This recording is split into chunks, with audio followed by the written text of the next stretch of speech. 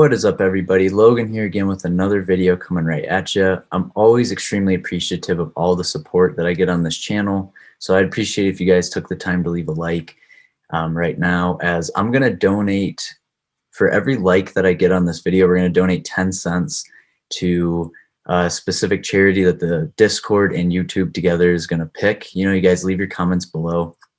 That's been my plan. I do this every year around Christmas time. Last year was the Children's Hospital in Colorado. And it's just my way of giving back in this time. So if you guys could do that, like I said, every like is 10 cents that I'm going to be donating. And I plan on using the ad revenue from this video to do that. So, run that like button up. And then I also want to let you guys know that a couple things before we get into this. The strategy is a little bit more capital intensive. I think I used around $25,000 that day to achieve just over $3,000. And then also you have to trade SPX with this strat. You don't have to, but like the way I do, like I'm not going to trade SPY because there's just a lot of risk that goes into SPY that I don't really like compared to SPX. So you have to be on a platform that supports it. Robinhood does not support SPX as of now. And then the other thing that I want to talk about too is it's not every day, but you can do this on a Monday, Wednesday, Friday basis. And I'll show you guys why I thought Monday, the 29th of November was like the best day for this strategy. I'll show you guys my moving averages and how I use my 10-day 30-minute charts with my RSI, the TTM squeeze, for a lot of my day trading stuff, and then even looking towards swing trading as well. So that's the other thing that I really want to jump into. So as you guys can see, the date here is 11/29. Let's hop back over to my monitor tab. So you can see all the orders I started filling. This is around 7:30. I'm on Mountain Time, so this was within 5 minutes of the market opening, right? And if you guys want to see the reason that I opened these, let's hop over to the Discord, and I'll show you guys Mr. Green. He has been a super helpful member. He helps with the 0DTEs. And if you guys would like to trade them with us, you can always join the Discords in the description below. And let's go back to the 29th. Let's see if he posts. Yeah, so he said this was a little later in the day, but he was saying I'm looking at 4,600, 45.95 PCS for when we get down to around 46.20. And then he was also talking about what he was seeing on his charts, and he uses the market or the market profile or the TPO charts is another common way to look at the market. And you have these really cool Fibonacci retracements, the bottom top gap. It also has an all-time high right here. And then if you were to zoom in, there's all these little letters that stack up, and that shows how long price has stayed in that range. Every 30 minutes, it'll print a new letter. So it's a great way to see like where there's good balance zones, where the POC is, the point of control. And using those, he's been able to help us out extremely well with the day trading, and he tells us like levels to watch out for. So these are some of the Fibonacci retracements he likes to use, kind of helps him target where he thinks we're headed for the next couple of days. And he's been really spot on, and I've been very thankful and grateful for that. So he posted this later in the day. What I was looking at on my charts, and you guys can see, we'll pull up the calculator so we can keep this running, but I got 25 credit right away. I do 10 wide, so this is a 2.5% return. So 20 wides is 20,000 in collateral right there. So we'll pull up the calculator, and if we do 25, which is the credit received times the 20 contracts, you have $500. So that was on the call side. Now, if you say, Logan, why'd you open it right then and there? Well, let's take a look at my 30-minute chart. Right when we opened that morning, we immediately rejected this moving average. This is my 34-day moving average. I like to use this one a lot, especially it really helps for like support and resistance, and you can really see where the market gets tired right around it sometimes, like right here, just kind of gets exhausted, and then we flush below it, candle closes, and then candle closes, little green, and then we're underneath it, and the second you get back above it, it's a good time to go long. So that's one of my favorite moving averages to use, and that was this Monday. So when we immediately rejected it in the morning, I went super far out of the money, right? Just my reasoning for that too is because I had this moving average at 46.70. So I knew if we were to break above that sooner, like if this was rejected, hit support, and then started to rip, and the TTM squeeze was signifying that that was the case. But at the same time, if we reject this and we were to stay underneath it, kind of like we did throughout this trading time, I wanted to be on the call side right away, right in the morning, the second that got rejected. And then as the market started to kind of flush down, I have my 10-day here, which is the blue guy at 46.20. And I anticipated we'd hold that. And what also, like I said, the TTM squeeze is upsloping. So what I immediately did, because the premium's so good in the morning, was I added put spreads at 45.80, 45.70. And you don't need to add any additional collateral when you do this, because you already have one side with the same expiration, right? I already had the call side. So now I have a nice condor, 60 points wide. The VIX wasn't too crazy that day. Really no activity on the VIX that day. It was a really nice, calm, choppy day like I prefer. So let's add, right? So we have the 500. And then if we do 50 times 20, that's 1,000. So we're already up to 1,500 in credit received on our 20K, which is 7.5%. And that's just opening it, right? I haven't taken anything off, haven't moved anything around, and I was really comfortable there. So then what I did was I let the market kind of shake out for like 20 minutes. And then this is when Mr. Green made his post about, I'm looking at the 4600s on the put side. So I just like to kind of take strikes a little bit lower than he does specifically, so that I can follow him, but also do my own due diligence, right? Because that's what everybody should do, as a trader, is your risk. Even if you are following somebody, you know what you can handle as far as like, do I really want that strike, or do I think, I want to play it a little bit lower?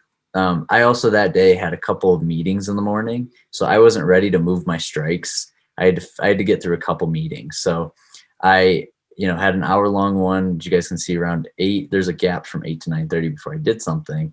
But I did add 3 more actually puts, and then 5 more calls. And then that was another 75. And then if we add another 5 times 35, so we get 75 now, so plus 75. And then if we do 5 times 35, right here, we get 175. So we'll add another 175. Whoops. All right, 1575 plus 175 comes out to, what is happening?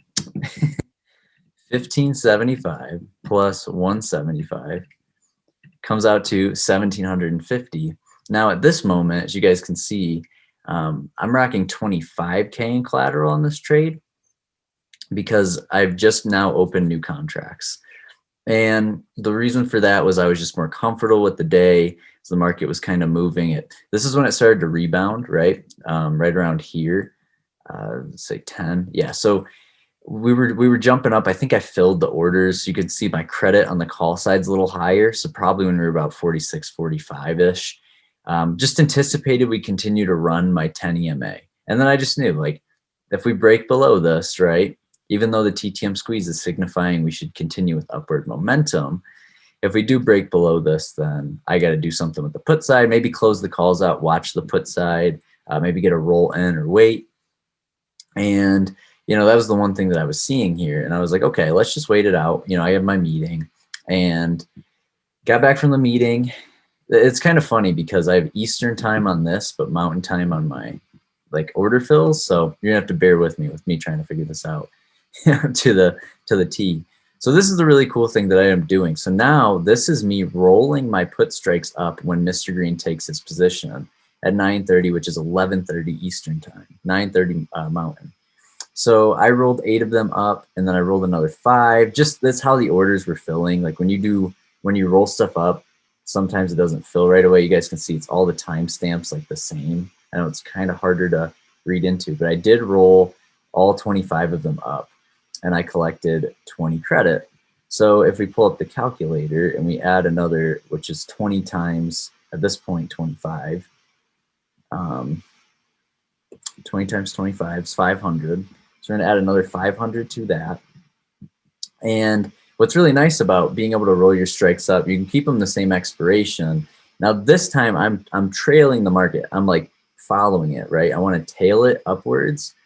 And if you look over here, you guys can see I made that move at 11:30. We had a really nice amount of volume coming into the market, and it was a big green candle, and we were testing that 34-day with the momentum, right, on the TTM squeeze going positive. So I'm sitting here looking at this, right, And I was very confident in rolling my strikes up. I still have my support, a bunch of support, right? I have my 10-day right here, the blue line. So we got a lot of buying. You know, I really want to make this as simple for you guys as possible. Did that, rolled it up, rolled the strikes up, and then I did end up about an hour later. So this would be about 12 on my charts. We can scroll up. Just want to keep this all to where it makes sense. Yeah, here we go. So I kept the calls in the same spot all day, just because we were coming up to test this. Moving average is the 195, and we weren't having it, but I just knew that if we were to break this, there was a good shot we could continue upwards. And we were already in like I was at 4,700, but we were already in like, at this point, the highest we saw was 46.72. And that was after I watched the market rip 40 points. I was like, I don't want to move this down because it could rip even further. So what I did from here, though, and pull up my calculator again, we're at 2250, is we started to make a move again by getting these 4 contracts, 4, 12. So at this point, what was that, 12, 15, all 25 of them, I rolled up to 46.15. And I did that all for 25 credit at that moment. And I probably could have got 30, but SPX has been a little funky lately. So we moved those 25 up for 25. And if I do 25 times 25, that's another 625. So we'll add that to the calculator. And I did that, yeah, about 20 minutes after, just because I'd rolled up already. So now we're sitting at 28.75 on the day. Not a bad day for day trading. I mean, it's a pretty amazing day. And then, this is one of my swings. This was swing trade, so that's why it says the expiring the 30th. So we're going to keep this one out of it. I mean, we could look at it as like, here's what I collected, but I try not to do that until I'm out of the trade. So then at this moment, we've rolled all these up. We got a couple fills. Did I already? Yeah, I think I added those 10. All right, let's see. Yep. It's 957. Yeah, so that was all 25 of them. Cool. So now we're down to the last 25 contracts on the put side. I rolled these at 11, which is basically 1 o'clock Eastern. Market would then close in 3 hours. And you guys can see 1 o'clock Eastern is right around this. Now the momentum was still positive, but we were coming back to the green line. So I kind of assumed that if we were going to continue to push up a little bit more, and the market did close that day at 46.55-ish. I kind of just made the assumption that we were going to push up, maybe hang out up here the rest of the day, but we did reject this line all trading day. But by the end of the day, I mean, both of these expired worthless, and this roll was, let's see, 20 credit times 25 again. So we'll add that onto what we got, which is another 500 bucks. So as you guys can see here, day trading was 3,375 for me that day. I thought it was only 3,325. I'm not sure why. I was off 50 bucks. Probably some bad math the first time, but yeah. So in one day, day trading, 3,375, and just let those expire worthless. Now, something I want to do moving forward is in this market with the Omicron variant, being an issue. Yeah, it's really not like the biggest issue, right?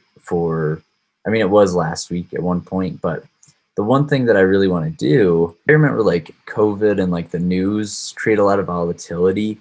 I'm going to start taking profit at 80% on these positions. And it's also, and like the whole time I was in these trades, it was only 25,000 in collateral. Take this 33.75, we divide it by 25,000. My return on the day percent wise was 13.5%.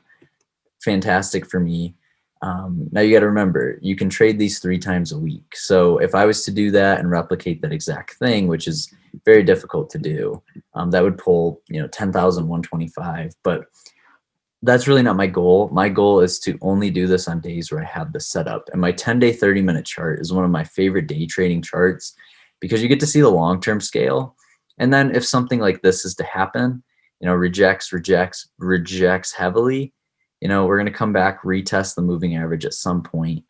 And this is like step-by-step on how I trade my 0DTEs with the guidance of Mr. Green in the Discord, of course.